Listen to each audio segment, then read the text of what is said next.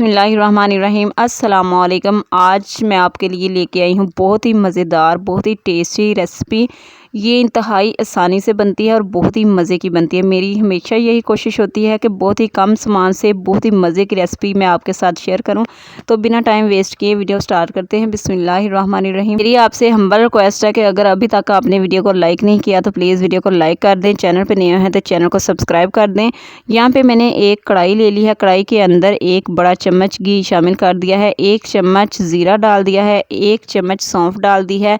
ये बहुत ही ज़रूरी है सौंफ इसके अंदर डालना, बहुत ही टेस्टी सालन बनेगा आपका। 2 मोटी इलायची और 4 से 5 लौंग मैंने इसके अंदर शामिल कर दिए हैं।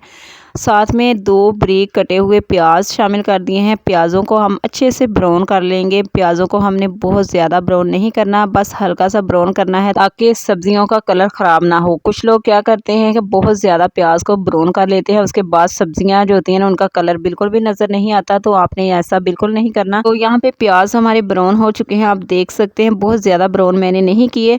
अब मैं यहाँ पे 1 चम्मच लहसुन और अदरक कुटा हुआ डाल दूँगी। डालने के बाद इनको अच्छी तरह से मिक्स कर लूँगी। अब हम लहसुन और अदरक को अच्छी तरह से ब्राउन करेंगे ताकि इनकी जो स्ट्रॉन्ग स्मेल होती है वो ख़त्म हो जाए। तो आप देख सकते हैं 2 से 3 मिनट लगेंगे, अदरक और लहसुन की स्मेल जो है ना वो ख़त्म हो जाएगी। तो आप देख सकते हैं मैंने लगातार हिलाते हुए इसे जो है ना अच्छे से ब्राउन कर लिया है और अदरक की अच्छे से स्मेल ख़त्म हो गई है। अब हम क्या करेंगे, 2 मीडियम साइज़ के टमाटर लेंगे और इनको काट के डाल देंगे।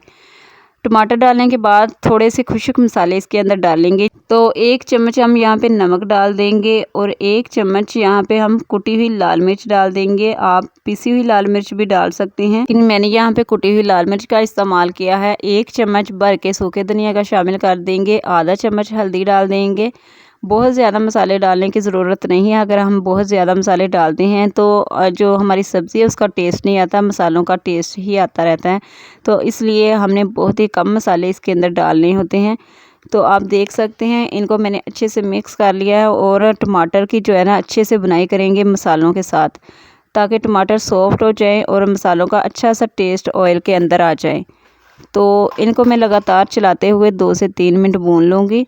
तो आप देख सकते हैं 2 से 3 मिनट भूनने के बाद टमाटर हमारे सॉफ्ट हो चुके हैं। यहाँ पे हम क्या करेंगे, थोड़ा सा पानी इसके अंदर डाल देंगे और जब तक इसके ऊपर ऑयल नहीं आ जाता और जब तक हमारे प्याज सॉफ्ट नहीं हो जाते तब तक हम बुनाई करेंगे। तो यहाँ पे मैं थोड़ा सा पानी डाल दूँगी ताकि मसाला हमारा जले ना। जैसे ही पानी डालेंगे इसको पकने के लिए छोड़ देंगे दोबारा से तकरीबन 2 से 3 मिनट तक। जैसे जैसे ये पकता जाएगा इसके ऊपर ऑयल आता जाएगा। तो जितना मसाला हम ज़्यादा पकाएंगे उतना ही हमारी सब्ज़ी का टेस्ट बढ़ के आएगा। तो आप देख सकते हैं इसको लगातार मैं हिलाते हुए पका रही हूँ। आपने इस स्टेज पे बिल्कुल भी कंजूसी नहीं करनी, आपने मसाले को अच्छी तरह से भूनना है। जब हम मसाले को अच्छी तरह से भूनते हैं तभी हमारी रेसिपी जो होती हैं वो बहुत ही मज़े की बनती हैं। आप देख सकते हैं ऑयल ऊपर आ गया है। अब हम क्या करेंगे, आलू लेंगे और इसके अंदर डाल देंगे। आलूओं को डालने के बाद अच्छी तरह से मिक्स करेंगे और आलूओं की 2 से 3 मिनट अच्छे से बुनाई करेंगे। अभी हमने इसके अंदर गोभी नहीं डाली, पहले हम आलूओं को अच्छी तरह से भून लेंगे, उसके बाद ही हम इसके अंदर गोभी शामिल करेंगे।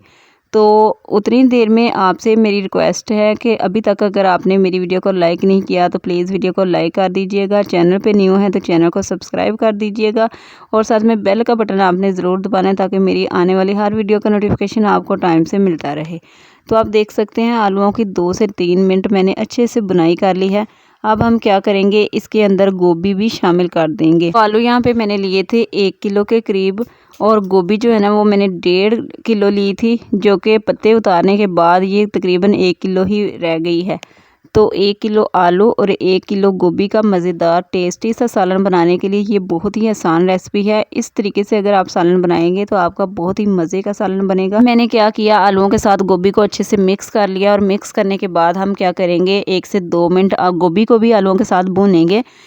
अब हमने क्या करना है, इसको 2 से 3 मिनट अच्छे तरीके से भून लेना है। भूनने के बाद इसके अंदर तकरीबन आधा कप मैं शामिल कर दूंगी पानी।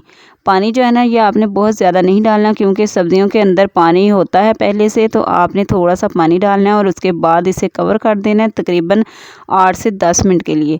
तो माशाल्लाह से अल्हम्दुलिल्लाह आप देख सकते हैं 8 से 10 मिनट हो चुके हैं। माशाल्लाह से अल्हम्दुलिल्लाह हमारी बहुत ही मज़े की सब्ज़ी जो है ना वो रेडी हो चुकी है।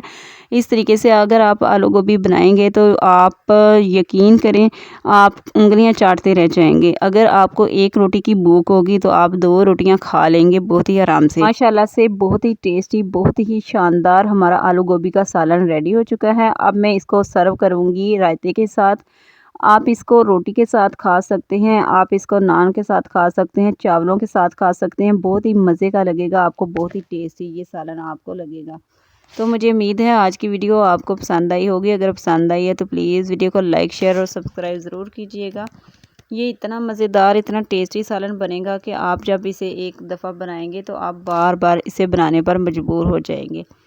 तो माशाल्लाह से आप देख सकते हैं देखने में कितना टेस्टी लग रहा है। जब आप खाएंगे तो आपको मज़ा ही आ जाएगा। बहुत ही कम घी से मैंने आज इसको बनाया है। कुछ लोग क्या करते हैं कि बहुत ज़्यादा घी डाल देते हैं, जिसकी वजह से सालन जो है ना उसका खाने का टेस्ट ही नहीं आता। तो कम घी में जब आप सब्ज़ी को बनाते हैं बहुत ही अच्छी सब्ज़ी बनती है। ये थी आज की वीडियो, उम्मीद है आपको पसंद आई होगी। मिलती हूँ मैं किसी अच्छी सी नई वीडियो के साथ। तब तक के लिए अपना और अपने प्यारों का ख्याल रखिएगा। अल्लाह हाफिज़।